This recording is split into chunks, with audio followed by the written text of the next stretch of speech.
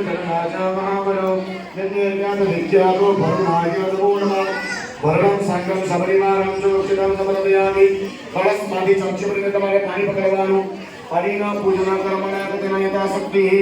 પ્રજાપતિ વરુણા વિયતા નમઃ થાળીમાં પાણી મૂકો ચમચી ભરી બાજુ તમારા બરકીમાં મૂકવાની ડાબા હાથમાં પાણી લેવાનું તમારે તક ચલીનો વામહસ્ત કરી જાય ડાબા હાથમાં મોબાઈલ હૃદય મસ્તક પર પાણી નાખવાના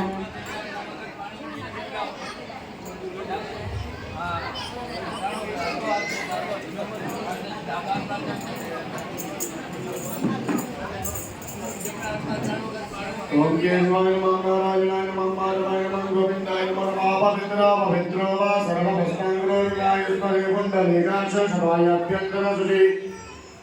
सांगम समरिवारम नमस्कार હવે આપણે દીવાને પકડ્યા ભગવાને